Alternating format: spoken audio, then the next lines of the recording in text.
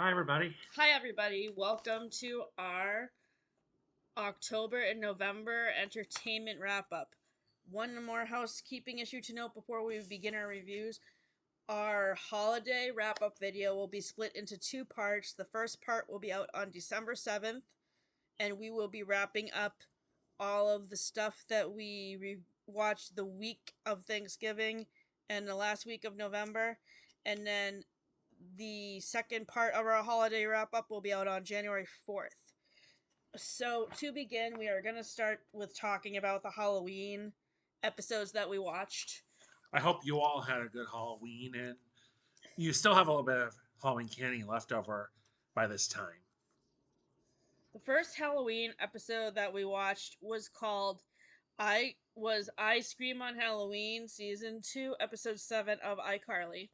In this episode, Carly, Sam, and Freddie film their podcast at a apartment that is claimed to be haunted, but it ends up not being haunted.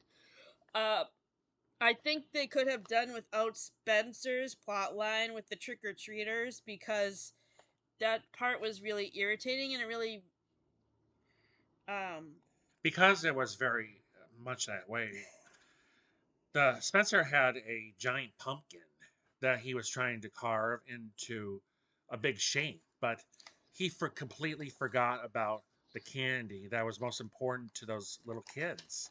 And they were starting to get very defiant about it.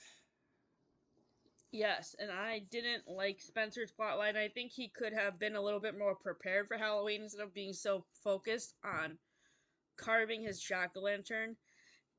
And the older senior citizen lady in this episode is played by Estelle Harris, who was the voice of Mrs. Potato Head in the Toy Story movies and George's mother on Seinfeld. Um, So in the apartment that Sam, Freddie, and Carly were filming their episode, Estelle Harris's character was hard of hearing and living with her son. So as Janine said, it wasn't an abandoned apartment at all. So it was kind of amusing just for that sense. what did we give this episode for a Was rating? about 6 out of 10. Yeah. The next Halloween episode we watched was Lizzie McGuire, Dawn of the Day of the Dead. In this episode, Lizzie's school is having a Halloween carnival, and Miranda wants to have her culture represented. She is Mexican, so the Mexican holiday that comes after Halloween is the Day of the Dead, which is also A part of the movie Coco. right. Um, so I really liked that aspect of the Mexican culture being infused into this episode. Of course, I knew about the Day of the Dead by watching Coco. It's how the living honor their dead relatives, and we have had a few relatives of ours pass away recently. Mm-hmm. Um, um, so let's see, what else do I like about this episode? Oh, and we love how Lizzie and Miranda got back at Kate for being mean to them with their prank at the Halloween festival. In this episode, the side plot is Lizzie's brother Matt having an imaginary friend. And this part was sort of annoying because I think the parents were kind of sick of the fact that he still had an imaginary friend because he's supposed to be like 8. And I think by that age, I mean, I might have still had imaginary friends when I was 8, but my imaginary friends were more based on like TV show characters and book characters. And that was fun, but like Mm-hmm. Matt just seemed really immature in this episode. If you ever have had any imaginary friends of yourself, you can click on the link and give us a comment below. Um, But also in that episode is another reason why candy is very essential because you never know who or how late the kids might be out. And when you get out of candy, then Sam, Mr. McGuire, got back in the face with a chicken pot pie. the next movie that we watched that was related to Halloween was Little Shop of Horrors. This is my favorite musical, and my favorite part about it is the dynamic between Audrey and Seymour. My favorite song has always been Suddenly Seymour. What did you like about Little Shop of Horrors? It's always been a very fun musical in my generation. And this version in 1986 takes on the shop in a style of the Muppets and Frank Oz. And then Audrey goes from dating the dentist, who is very toxic, to suddenly knowing that Seymour was right there for her. The next episode we watched is called Election Day. It's from Lizzie McGuire, and um, this episode made me remember when I ran for student council in elementary school, and my slogan was "Vote for me, and you'll win a cookie." I loved when Lizzie stood up to Claire about running for student council. Larry Tudgman was gross for eating worms. I was actually shocked that he won the election over Claire and Lizzie. Who do you think should have won the election? I honestly think Lizzie should have won the election because you're right. If you try to attract someone by doing something disgusting, like the worms, for example, you might have thought about that in Fear Factor Survivor. or Survivor. But in the other case, also this talked about when you try for something like running for election, how it sometimes changes your personal appearance and your friendship. What did we rate these two episodes of Lizzie McGuire? I think the first one, The Day of the Dead, we voted that 8 out of 10. And maybe a little less for the election day. I might remind you on the election day, Jeannie and I did vote for the two common questions, no for one and yes for two, like we were told to do. The next show that we have started watching that has a Friends actor on it is called Falcon Crest. It is a uh, soap opera that has a murder mystery theme to it. The Friends actor that is on this show is Morgan Fairchild, who played Chandler's mom, Nora. She does not appear until season 4, and we decided not to skip around and watch this movie from the very beginning. And we're looking forward to seeing the episodes with Morgan Fairchild in them, but starting from season 1, instead of skipping around, allows us the opportunity to get to know the rest of the characters. Um, I always. Oh, that's Sleeping Beauty. Now, Falcon Crest started like in 1981, and it starred actors like I remember hearing about Abby Dalton, for instance. But in the pilot episode, really describes where the characters ended up being and how they found Falcon Crest. It's right outside of San Francisco for the setting. And I like the mansion setting. It's very beautiful. And I think my favorite character is also Abby.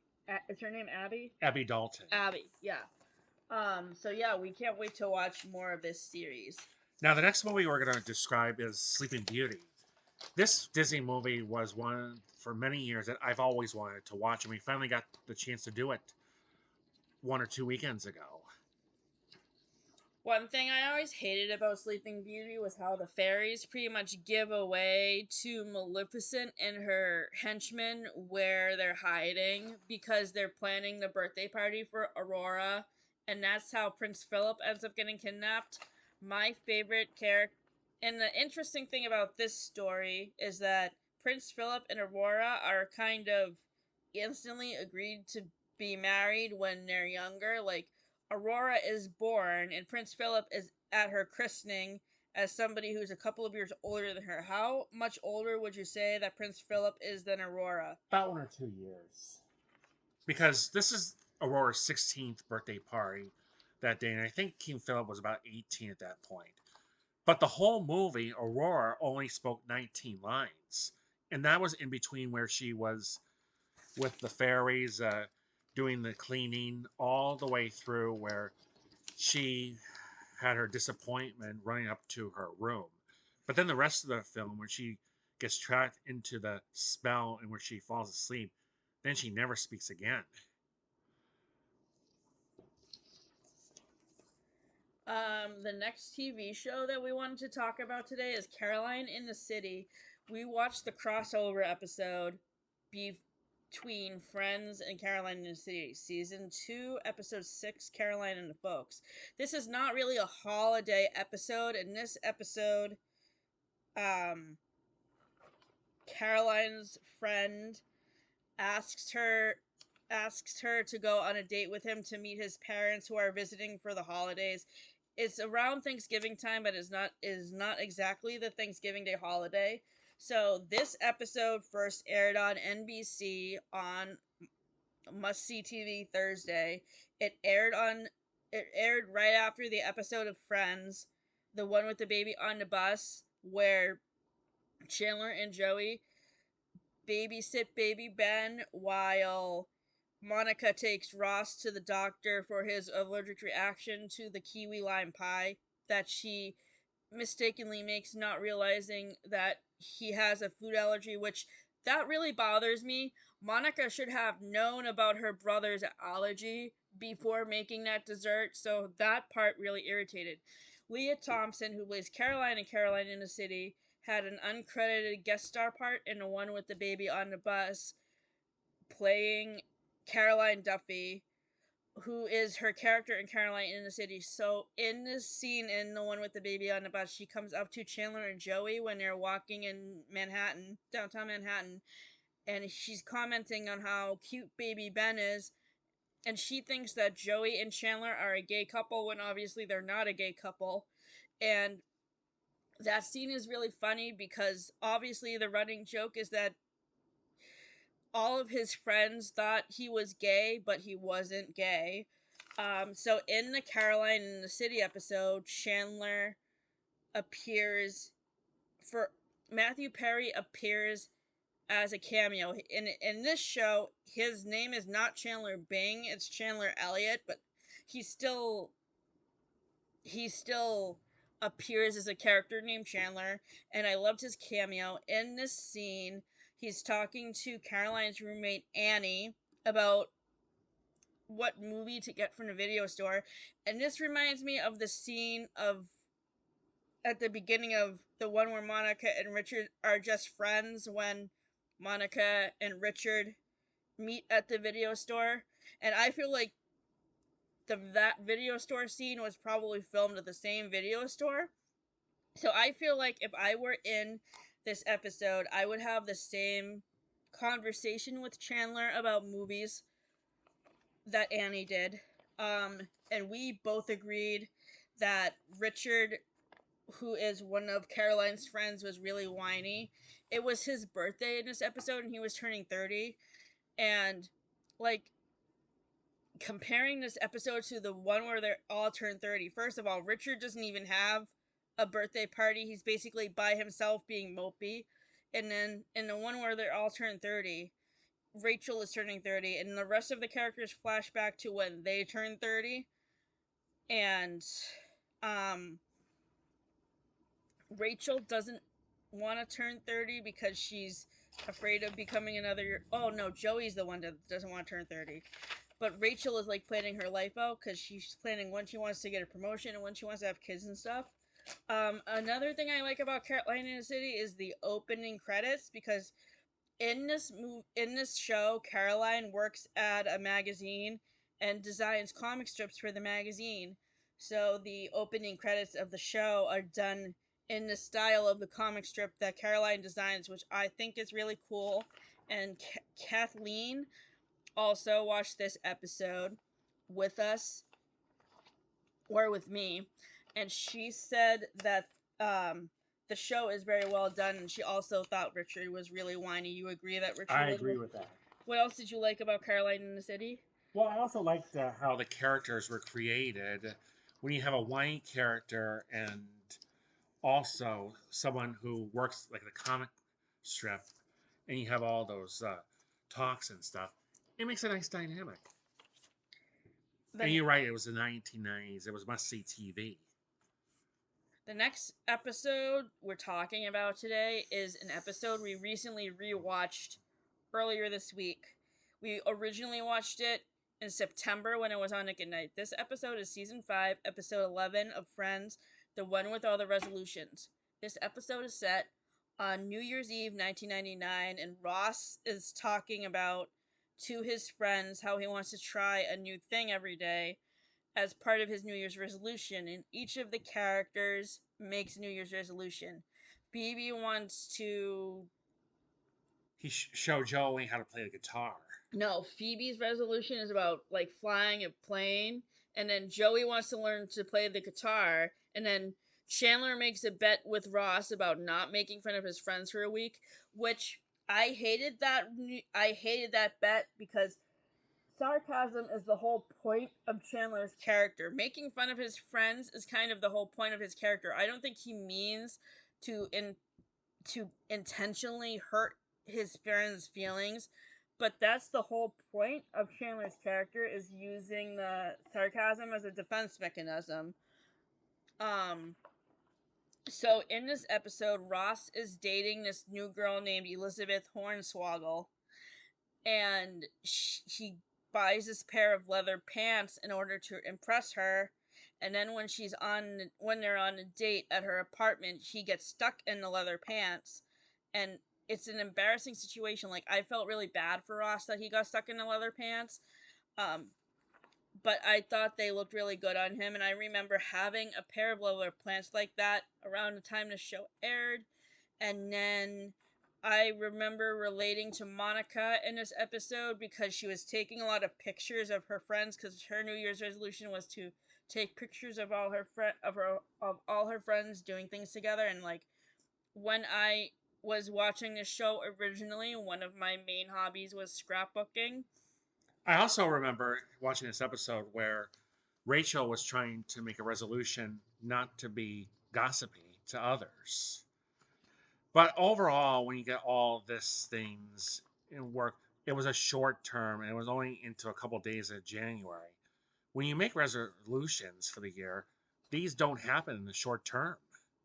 We made resolutions that we thought we were going to be prepared for what is coming up for us, but it's not happened as of yet.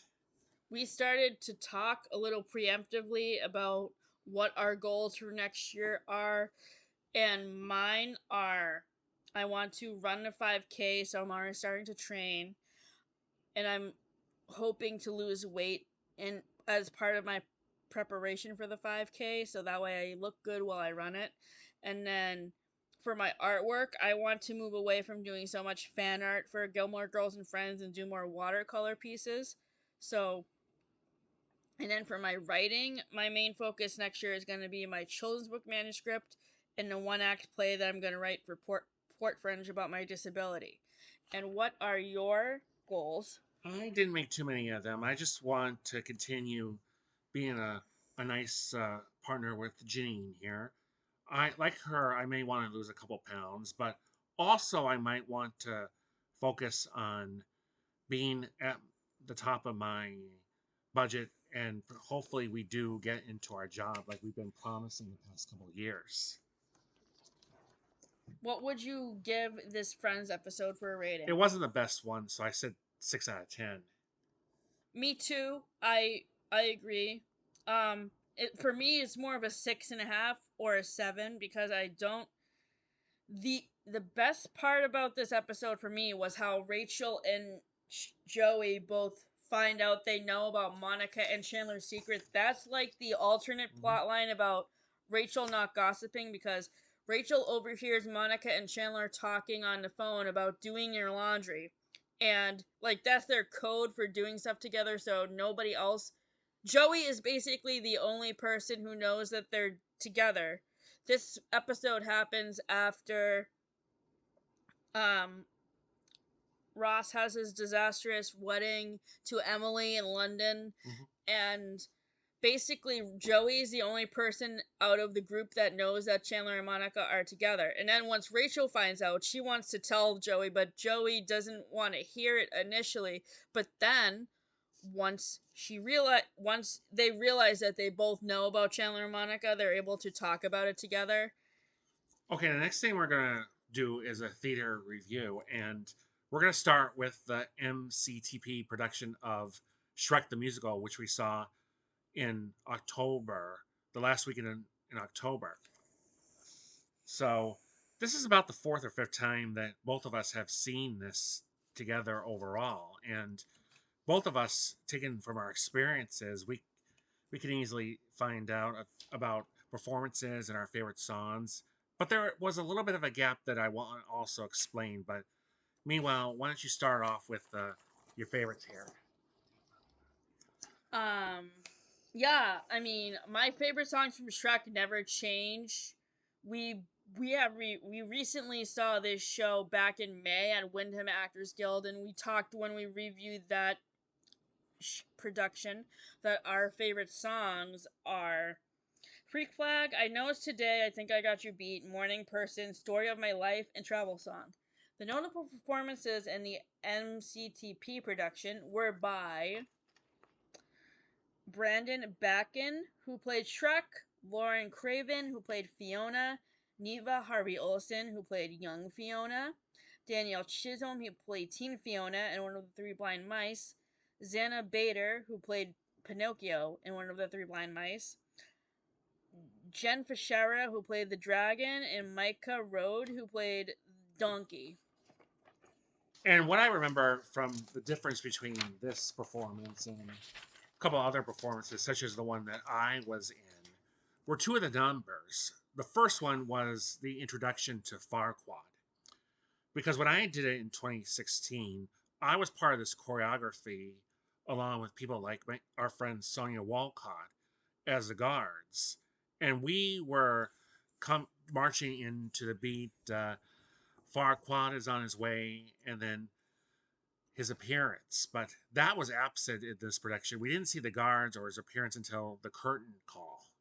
So one thing that we didn't particularly like about this performance of Shrek at MCTP is that during the Farquaad song, the Ballad of Farquaad, the curtain was closed for most of the song, so you couldn't even see everybody else who was performing the number. You could hear them singing, but they didn't open the curtain until the end of the song, which was an interesting directing choice by our friend Margaret, who is the director. We don't quite understand why she decided to do things that way, but I guess it made sense for this particular production because they didn't want to reveal Farquaad right away. And another thing that was missing was the background for when Shrek and Donkey were on their way to the castle where the dragon was protecting with Fiona in it. And that normally had me thinking, normally there's a background, like there's a scenic meadow or somewhere, but again, like Janine said, because of the production, that was absent right here. And maybe they just didn't have enough time to like paint a background for that scene or something. I don't really know. We would have to ask Margaret that question the next time that we talk to her, and I don't know when that will be. But again, a thank you to all of them we visit out there, especially the music director and the staff at MCTP. We'll be back there for another show starting next year. We haven't decided what show we're going to see yet, but they have a great lineup next year. Their shows next year are The Laramie Project, You're a Good Man, Charlie Brown, The Addams Family, and Carrie. So we haven't really decided to which show we're going to see it. I guess it will mostly depend on what shows our friends Sonia, Amanda, Laura, JC, and Sean end up being in. But my top choices would be Carrie or the Laramie Project because we haven't seen those plays yet. I have read the book of Carrie and I wasn't exactly scared by it. I find it as a teenage version of Matilda because Carrie has the same powers as Matilda, but the bad thing about Matilda is that she's bullied by like everybody around her, including her mom, and like I wish she had gotten out of that situation, but she didn't. And finally, we'd like to do, before Jean goes for a book review, mention about the Good Theater in Portland and their production of Dracula. We saw Dracula last Saturday, November 8th, and this was like a musical version of Dracula. I haven't even read the book of Dracula before. So we were really excited to see this play, and we thought Good Theater did a really good job. It was our second performance that we have seen after seeing It Should Have Been You earlier in October. And we're going to see it for a third time in December when the production staff is going to be putting on their cast for a Christmas concert. And that will be reviewed in our video on December 7th. So, to wrap up this video, I have a library haul because I went to the library this morning to get some new books, and I will share my progress of the books I'm reading and the books I got from the library today that I started. The first book I wanted to talk about is Automatic Noodle. This is a science fiction book that I saw on the Goodreads Choice Awards list. The Goodreads Choice Awards nominations were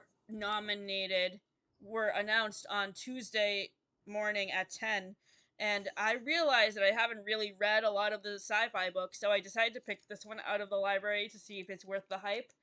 A cozy near-future novella about a crew of leftover robots opening their very own noodle shop from acclaimed sci-fi writer Annalee Newitz. You don't have to eat food to know the way to a city's heart is through its stomach. So when a group of deactivated robots comes back online in an abandoned ghost kitchen, they decide to make their own way doing what they know, making food, the tastiest hand-pulled noodles around, for the humans of San Francisco who are recovering from a devastating war. But when the robots run business starts causing a stir, a targeted wave of one-star reviewers threatens to boil over into a crisis. To keep the doors open, they'll have to call on their customers, their community, and each other, and find ways to thrive in a world that wasn't built for them. So far, I am on page 50. This book is very interesting. The next book that I picked up at the library today is called But Not Too Bold by Hachi Poyeo. This is a book that was recommended to me by Gabby at Gabby Reads. She read it in one of her Halloween videos about novellas. And I am so far on page 35. This book is about the old keeper of the keys is dead, but the creature who ate her is the vile title lady of the capricious house, Antenema, an enormous humanoid spider with a taste for laudanum and human brides. I don't know what laudanum is. Dahlia, the old keeper's protege, must take up her duties, locking and unlocking this little drawers in which Antemina keeps her memories, and if she can unravel what led to her predecessor's execution, Dahlia might just be able to survive long enough to grow into her new role. But there's a gaping hole in Dahlia's plans that she refuses to see, and Tenema cannot resist butchering the beautiful woman and eventually devours every single bride that crosses her path. So this spider in this book kind of reminds me of Audrey 2 from the Little Shop of Horrors movie and musical because it's about a spider that eats humans. As I just said, I'm on page 35 in this book. The next book is called If I Never Met You by Mara McFarlane. I just finished another book by her earlier this week called Don't You Forget About Me, which I gave 4.5 stars to. All of the other books I have read by this author has also gotten the same rating. This romance book focuses on Jamie and Lori. Jamie Carter doesn't believe in love, but he needs a respectable, steady girlfriend to impress their bosses. Lori wants a hot new man to give the rumor mill something else to talk about. It's the perfect proposition, a romance played out on social media with strategically staged photographs and specific end date in mind. With the plan hatched, Lori and Jamie begin to flaunt their new couple status to their astonishment and jealousy of their friends and colleagues. But there's a fine line between pretending to be in love and actually falling for your charming, handsome, fake boyfriend. I really love Mari McFarlane's writing style. Haley Pham recommended this author to me. The other books that I have read by her are Don't You Forget About Me, Mad About You, and Just Last Night. and Between Us, and her recent review Cover Story, which came out in September. Most of her books have gotten 4.5 stars, except for one Between Us, which got 2.5. And so far in this book, I am on chapter 11, page 102. The next book I am reading at the moment is called A Killing Cold by Kate Alice Marshall. This is the third thriller that I have read by Kate Alice Marshall. Earlier in October, I also read Rules for Vanishing, and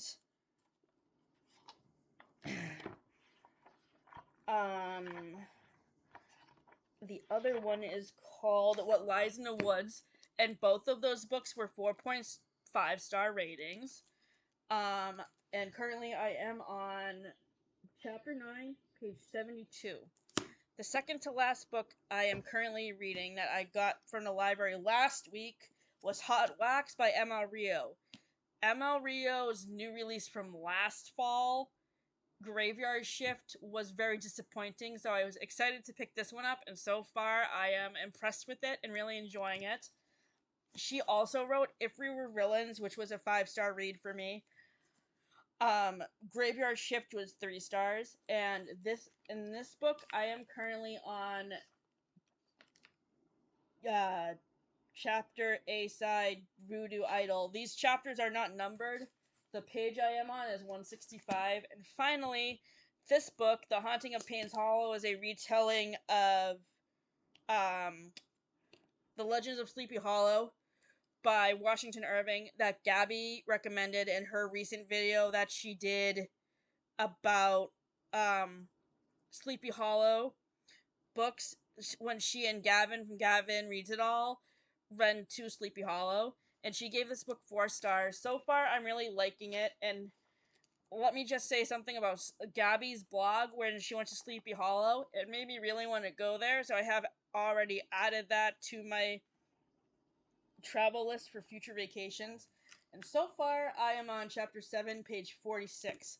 So thank you for tuning in. We will be back on December 7th with a new video for you guys, and we hope you have a great Thanksgiving. Please leave in the comments below what you are thankful for this Thanksgiving, as well as spending some time with your family and folks who come to your venue. And also, if you are starting to think of goals for next year, share those in the comments below. Have a great Thanksgiving. We will see you again in our next video on December 7th.